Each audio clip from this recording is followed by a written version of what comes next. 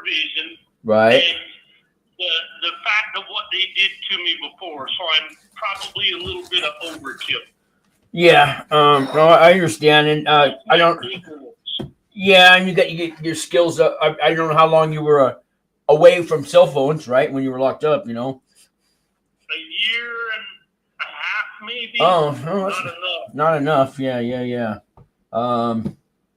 Because the live button went on, so like they can hear you talking right now, and but that's okay. I'll turn that off. Yeah, we could do tomorrow. What time tomorrow? You said 3 o'clock. Yeah, let's do it for the same time, and I'll update my Facebook and stuff. Okay.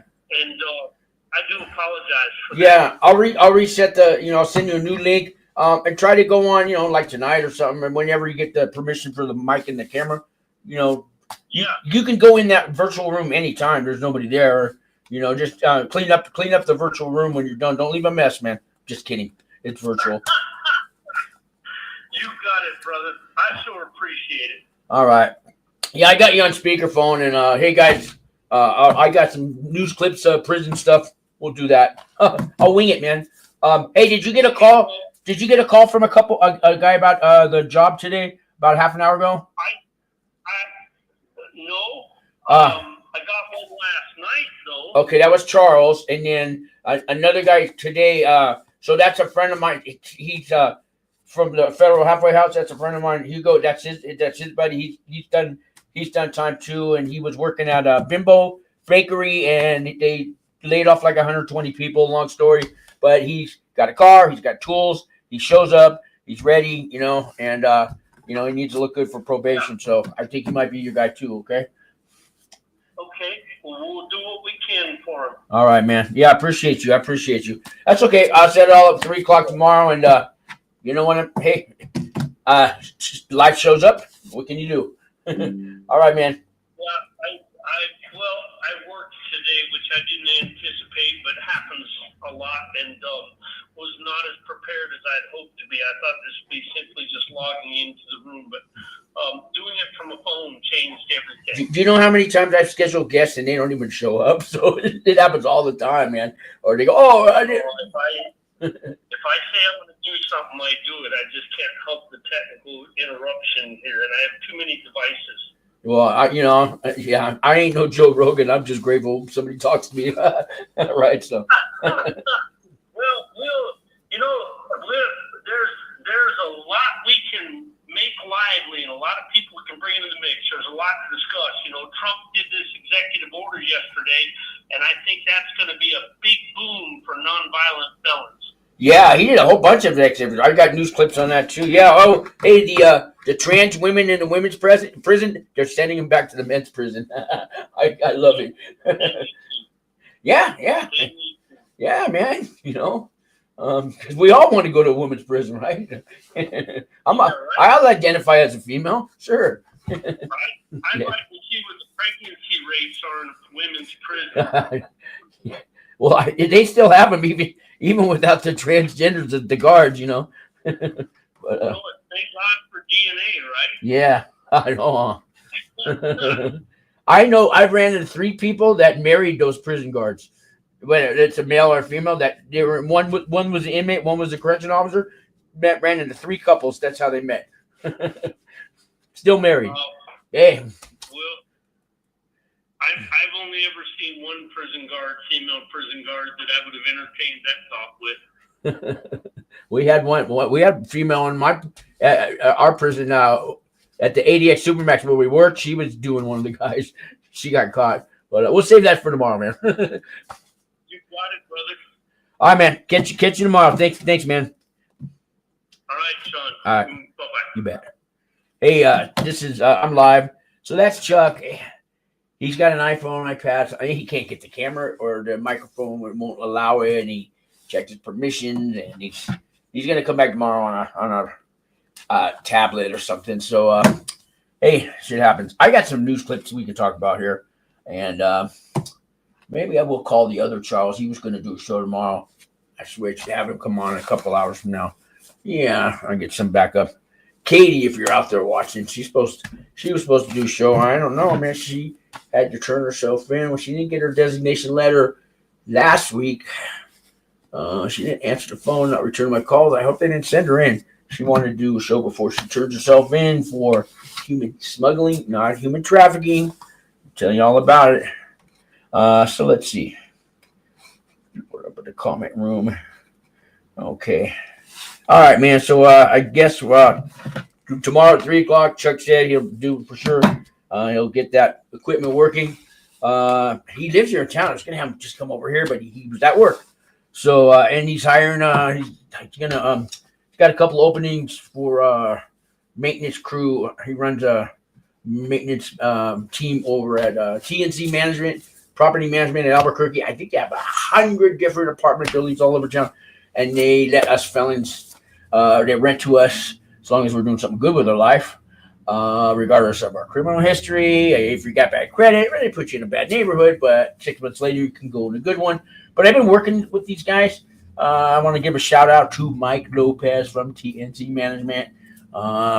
Chuck, who's the owner too, he started that. They are giving people second chances, third chances, all that. They will work with you. They don't not too keen on evictions, but I've even got some people with evictions. Maybe you got that crazy psycho girlfriend that came by to visit, and the cops showed up, or you got the crazy boyfriend, jealous, the cops showed up, and it's really not your fault that you got evicted. And maybe it is because you're still seeing that person, but they will hear you out, and they'll usually still rent to you as long as that crazy person's not in the picture anymore. But I've gotten quite a few people, some apartments, they just want to see a few paychecks, and they'll work with you, on everything else. You don't have to pay an application fee. When I bring you in, they're going to sit down with a manager and Mike Lopez and just get to know you for about 10, 15 minutes. And at the end of that, they're going to say, we can't help you. Sean, what you bring this fool in here for? I usually try to screen you before I go in, but normally they will say we can help you. I did have a girl that had a housing voucher but no income, waiting to get Social Security or something. And I agree. You got the rent paid for a year, but you have no money coming in. I mean, nothing. So we don't want to rent to somebody that has zero income. I'm going to find a job. I might find a job. I will find her. And they told her, come back when you got a couple paychecks. Everything else looks good. But save her, $90 application fee. Anyways, so, every day I'm trying to help somebody with a criminal history and a background like myself. And Chuck, who, I've gotten to know him, and a bunch of people in this town that help us felons. The president's a felon now too. So, I love it. I have yet to have somebody turn me down for a job because I'm a felon. I take that back. About 15 years ago, I went to truck driving school, and unemployment paid for it. I had a second-degree burglary for writing a bad, phony, made-up check, but they called it a second-degree burglary, and a couple drug possession charges. I could not, and I got a Class A license. I went through school. I could not find one company to hire me. Oh, today they will, because they're desperate. But the answer I got was, hey, we will hire people with felonies and all that, except somebody busted for possession for drugs and a thief, second-degree burglary, bad check. He says, so I'm going to give $500,000, of my merchandise in a truck, give you the keys, somebody who's been convicted how many times for drug possession charges, who says he's clean now, and burglary and bad checks and all that. I'm going to trust you with $500,000? No. And I get it. That was 15 years ago. But I hadn't been to prison yet, and I hadn't started to change. I had not started to change. Oh, I thought I had. I had not started to change. And when I mean change, people can't change. Does a tiger, a zebra change his stripes? No. But they change on the inside. Here's the deal. I ask you this question. How many psychiatrists does it take to change a light bulb? How many psychiatrists does it take to change a light bulb? Imagine, I'm the felon and the homeless guy and all that. I'm the light bulb. How many psychiatrists are going to take to change it? I could have 1 million psychiatrists. Doesn't matter. See, the light bulb has to want to change all on its own. And that's the key. So until you're ready to change, not thinking about changing. I might change. I should change. No, when you start changing, when you want to, when you're ready, then you're ready. Simple as that. And ever since I've changed, I mean, not like instantly, I worked on it. I've never had a problem finding a job as long as I can get out there, get the payment, make the phone calls, do the interviews, do the research, find the places hiring a lot. A lot of times they'll call you. It's all about inside here. So my resume, on the top of the resume, I swear to God, I can pull it up maybe. First paragraph. Yes, I've been to prison. I've been to jail 11 times. I have 17 felonies. I've been homeless more than once. I've been in countless drug rehabs. I lived through all that. I survived all that. Here's my attitude. Like, if I could get to all that and come out this good, I'm the guy you want to hire. I'm the guy. I got through all that and I'm still here. You want to hire me. And that's my attitude. And if you're going to shoot me down and judge me and you're better than me, I don't want to work for somebody like you. So thank you for doing my screening job, because while you're screening me, I'm screening you. I'm looking for red flags, big time red flags, because it's a two-way street. Am I going to show up every day and work hard and give you 100% and be faithful and loyal? Yeah, if you're worth it, if you treat me right, I don't mean, you don't have to go, spoil, I just want to be treated decent. I want to thank you now and then. Okay, I want an understanding if something goes wrong. I want you to work with me, not against me. But I just want you to, be fair, and I'll be fair back, and I'll give you 100%. Really, that's it. You're no better than me, and I'm no better than you. And if you think you are, get over yourself, because you're nothing special. And I have that attitude when I'm at the job interview. And, they say, do you have any questions? But I always have questions. I write them down. So many questions that they look at their watch usually. But anyways, I'm rambling on because I'm rambling on. I'm going to show you some news clips. I don't even know who's watching, but it doesn't matter.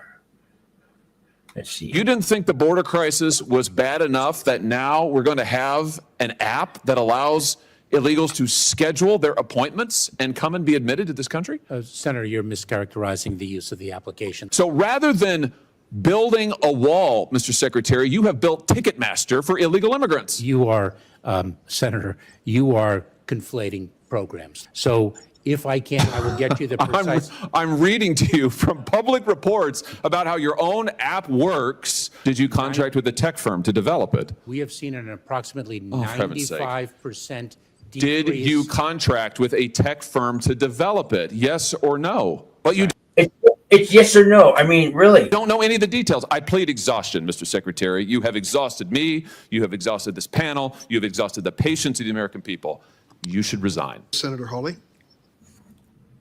And that was a while back. I bet he's one that got fired. Trump is firing people, man. He's firing them. You're fired. And I'm digging it because I've met government employees, man. Now that I'm in the social worker business, damn, they sit in their office and I worked for the city there for 4 months. 26 offices with these college degrees and their title on the door and their title on the desk, executive, supreme commander, correspondent, they got to have these titles and they do nothing. I don't know what they do. I answered your email 4 hours ago. These people, all this government money is going to, they sit around their office. They don't, I don't blame, I'm glad, I'm so glad Elon is getting rid of these people. I never seen what lazy, I met 40 different they're government employees, city employees. When I was with ACS, Albuquerque Community Safety, 26 offices, and there was some in the other building there. About 40 people.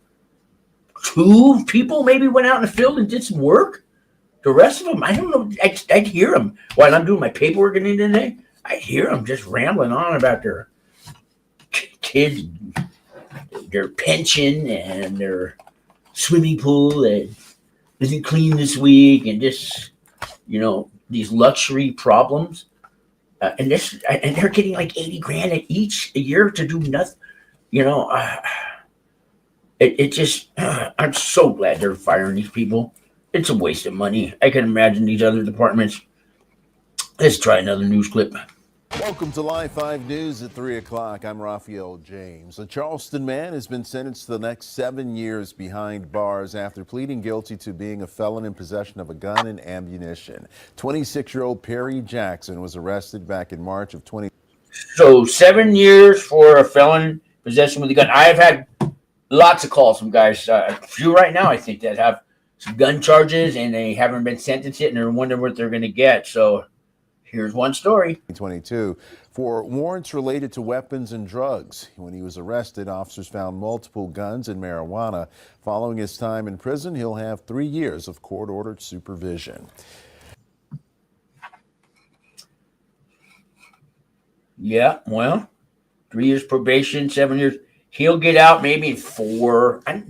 First Step Act. I'm not sure you get that with gun charges. I can't remember. I know if you're in there for selling fentanyl, you don't get the First Step Act, if I remember, because Audrey, who does surname of her prison channel, Phoenix. What is her channel? Audrey, help me out here. Phoenix, Federal Phoenix, Fed Phoenix. Oh man, I'm sorry, Audrey. I need to check out your channel. It's the Fed Phoenix 2. Anyways, I'll put a link up. She was telling me a lot of women got turned down on First Step Back credits because they had fentanyl charges. So I got to check, and they may have changed that back. And a Metcalfe County man is facing federal prison time for possessing a firearm as a convicted felon. Court documents say 48-year-old Aaron McKinney of Edmonton was sentenced to 5 years and 11 months. Oh, so there's a guy 5 years, 11 months, and he had gun charges. I'll start it over. Authorities say McKinney possessed a semi-automatic pistol and ammunition. After initially being convicted of processing, authorities say McKinney possessed a semi-automatic pistol and ammunition. After initially being convicted. Wait, one pistol and ammunition, you got 5 years, 11 months? It's a lot. Convicted of processing and manufacturing methamphetamine. His sentence will be followed by 3 months of supervised release. There's no. Okay, a pistol with manufacturing. You say methadone or fentanyl? Let me. No parole in the federal system. The case was investigated by the AT.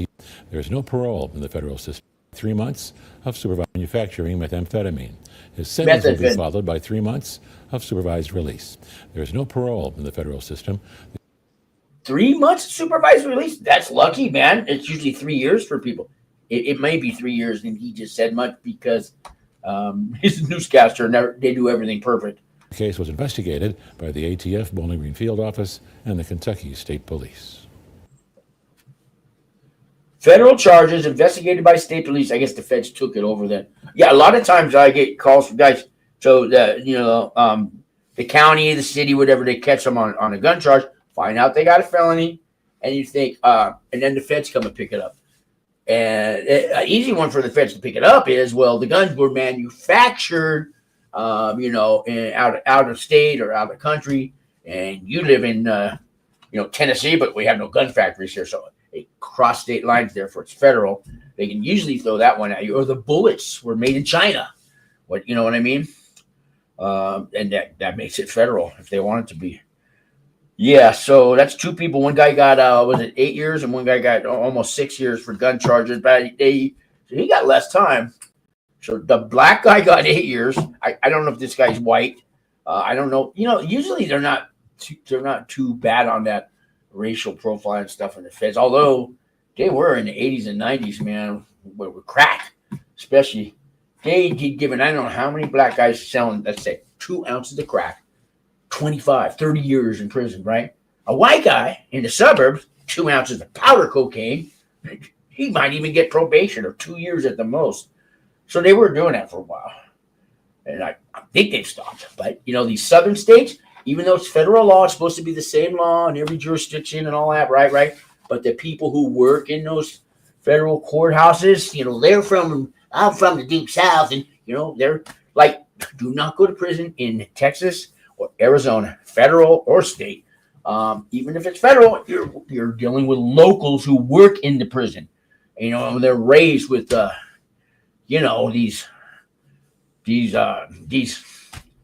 they're raised to hate the blacks and the whites. They hate each other. The black families teach them to hate the whites. The white families teach their kids to hate the blacks. And I don't know if it stopped.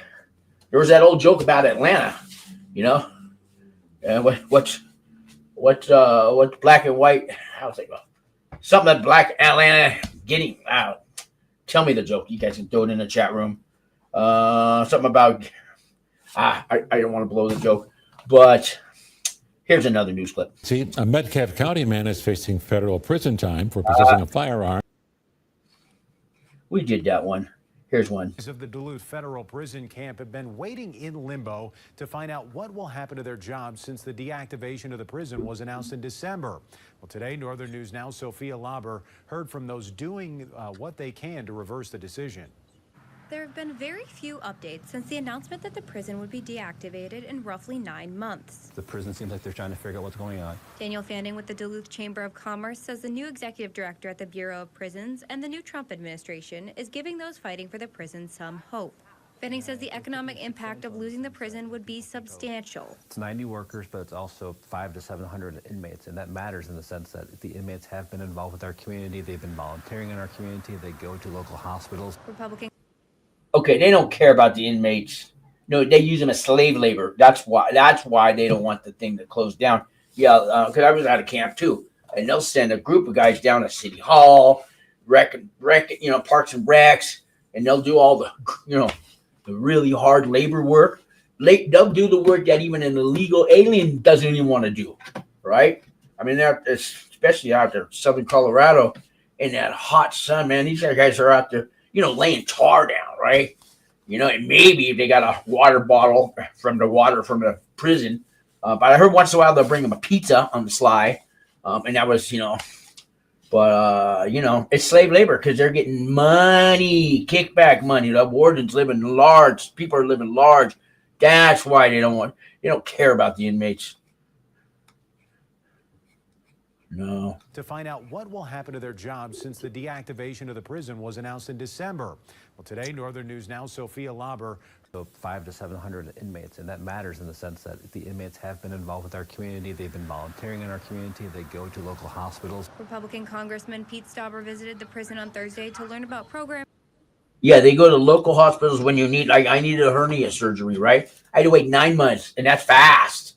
So you're dying before they get you to that hospital. So we go to a third-party clinic thing, to get my hernia operation. There was, I think, 5 of us. We all had kind of little minor surgeries. Now, they're billing the feds or whoever. They're billing the government.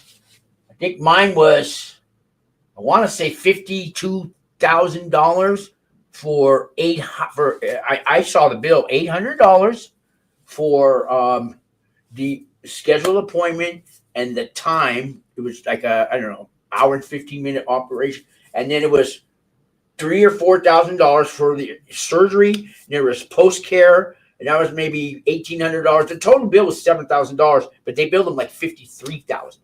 So who keeps the change? And there was 5 of us there, so somebody made $250,000 that day. Okay, so no, I can't prove it. They don't let me keep the paperwork. I saw with my own eyes. Ask anybody who's had to do a surgery outside of the prison that got transferred, even in a jail. Somebody's keeping that change, man. And, come to think of it, I'd like to pass, maybe you guys can help me. Let's get a law passed where all correctional officers have to wear a body cam turned on at all times. If it ever goes off, they're fired. I bet you Trump would back me on that. Elon Musk, Swami, huh? That's what we need. And share what he's doing. We're working to reverse that very, very hard. It's a good facility with good workers. It helps our economy, and again, the programming provided to the inmates is second to none. And Stauber says inmates were supposed to be removed by January 24th, but transfers have been paused. leaving 500 inmates still there. To highlight the bipartisan effort, Democratic U.S. Senators Tina Smith and Amy Klobuchar have also expressed concerns about the deactivation. You know, we're trying to get federal investment in our community, and we've had great success in that in recent years. Fanning says parties on all sides want to keep that momentum up. He acknowledges Federal aging funding. infrastructure at the prison, but argues the prison is well placed in Duluth, given its resources as a regional hub. And if they're going to invest somewhere, Oh, you hear that word? If they're going to invest, like they are keeping the change, man. And we're talking big change. There's no paper trail. invest here, build on the facilities that we have here, or In Duluth, Sophia Lauber, Northern News Now. The Bureau of Prisons declined an interview, but said they're conducting an assessment of the facility. Of course they to did. determine next steps for the deactivation. Yeah, of course they declined. Yeah, wow. So, well, anybody in the chat room here? Let's see. Get rid of that one. I got a few more clips, and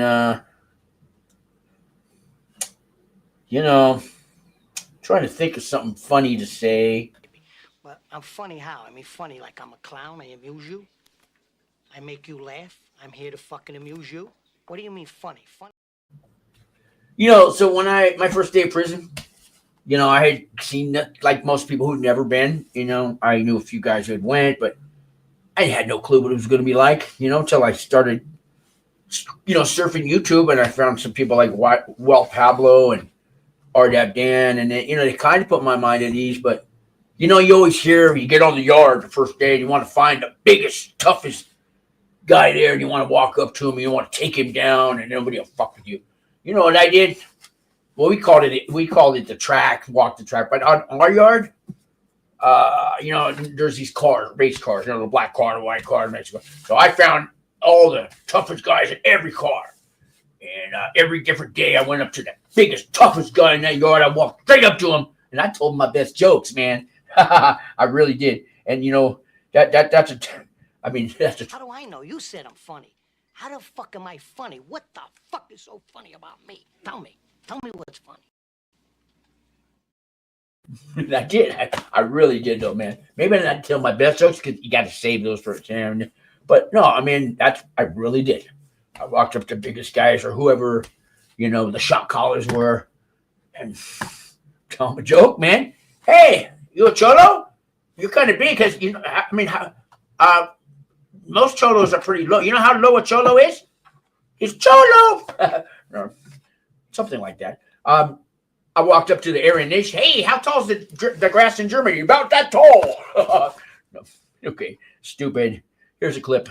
Sentenced a Ravenel man to spend the next 10 years in federal prison. 33-year-old Derek Brown was sentenced after he pleaded guilty to possessing a firearm in furtherance of drug trafficking and possession with the intent to distribute marijuana.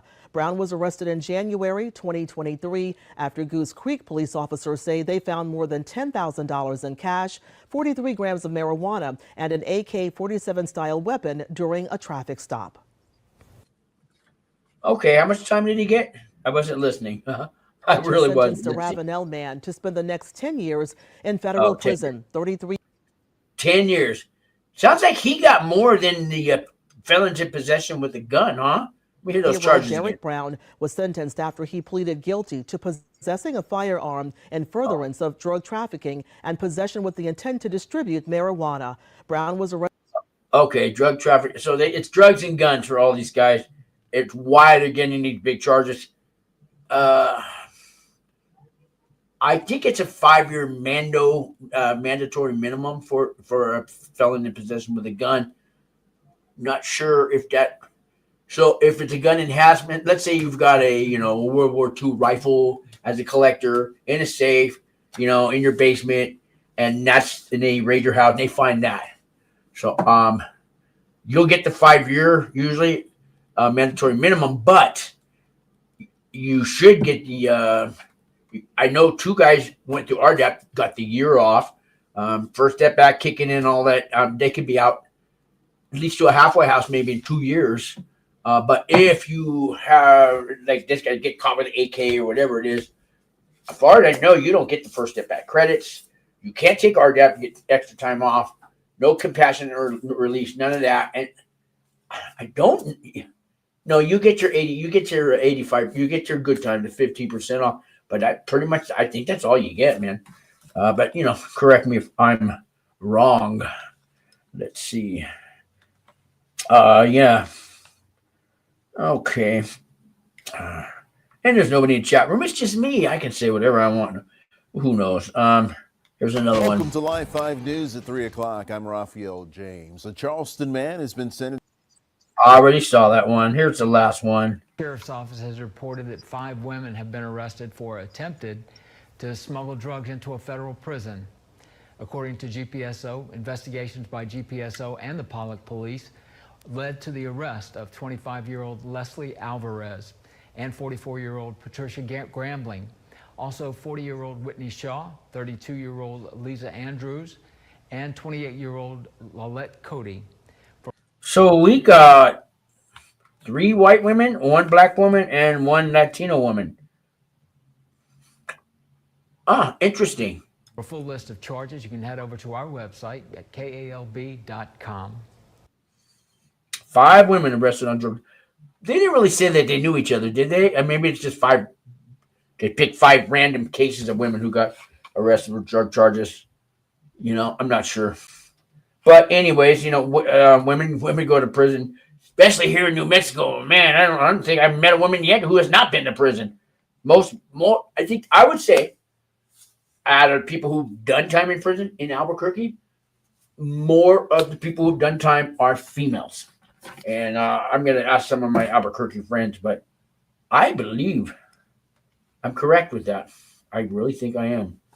So anyways, guys, I'll see if the other Charles is going to do a show and remark. Maybe I'll do one tonight because I get canceled, or maybe this counts. If not, I'm doing 2 shows tomorrow.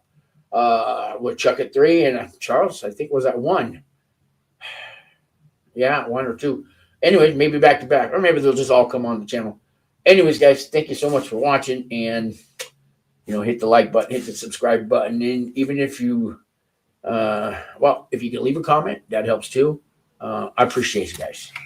Let me know if you'd like to see me do topics, I could do a show on.